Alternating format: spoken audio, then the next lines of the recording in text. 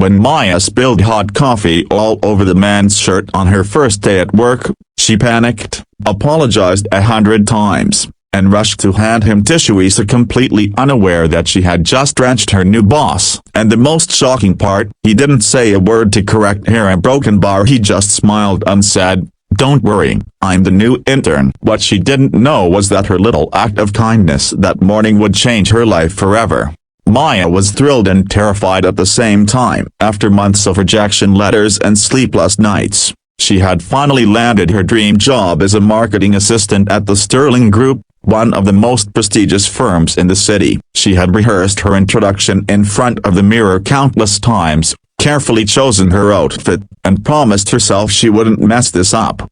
But fate had a funny sense of humor. As she rushed into the elevator, juggling her bag, a folder, and a coffee cup, she collided straight into a tall man in a navy suit. The coffee spilled all over him, a dark brown stain spreading across his crisp white shirt. "Oh my God, I'm so sorry," Maya stammered, pulling tissues from her bag, desperately trying to help. The man chuckled softly, shaking his head. "It's all right," he said calmly. "I should have been watching where I was going." "First day," Maya nodded, mortified. "Yes. And now I've probably ruined my first impression before I even started." He smiled kindly. "Don't worry about it. I'm new here too." "The intern, actually." Her eyes widened. "Really? Oh, thank God. I thought you were some senior executive or something." He laughed quietly. "No, not yet." They rode the elevator together, talking casually. Maya found him humble, easygoing, and genuinely nice. He even helped her find her department. Before parting,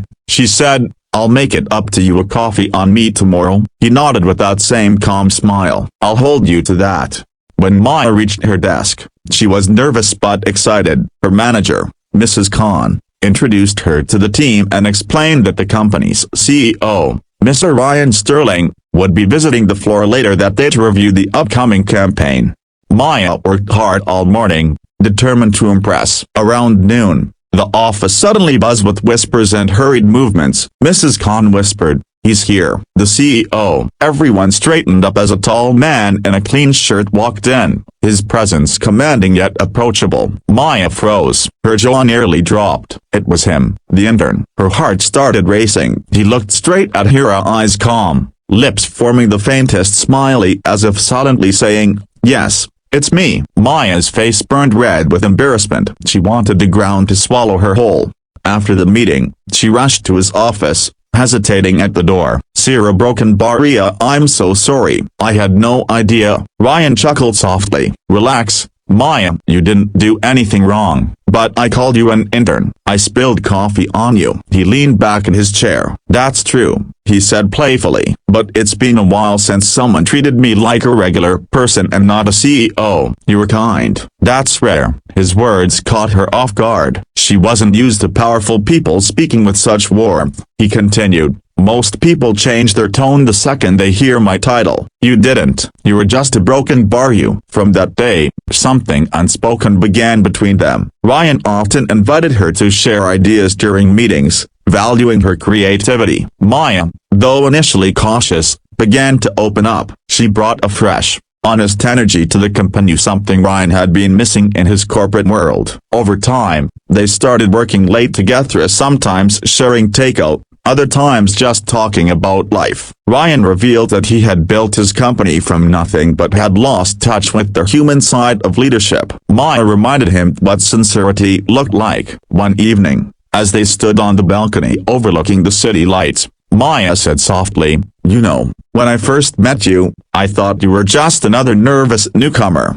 Ryan smiled. "And you treated me better than most people treat their bosses. Maybe that's why I didn't correct you." Maya laughed, shaking her head. "Still, I made a fool of myself." "No," he said gently, "you made an impression.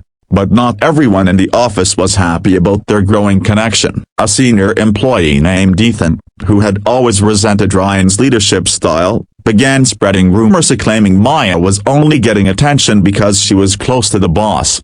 When the gossip reached her, Maya was devastated. She confronted Ryan, tears in her eyes. I worked so hard to be here. I don't want people thinking I got here because of you." Ryan's face softened. "Maybe a broken bar, people will always talk. But I know your worth. You've earned everything through your talent." Still, she decided to prove herself once and for all. The company was preparing for a massive international campaign pitch, a project that could redefine Sterling Group's image. Ryan entrusted Maya with leading the creative concept. Days turned into nights of hard work, brainstorming, rejections, and revisions. But Maya refused to give up. When the final presentation arrived, she stood before the board, heart pounding, and presented her vision, a campaign not about selling, but about connecting people emotionally.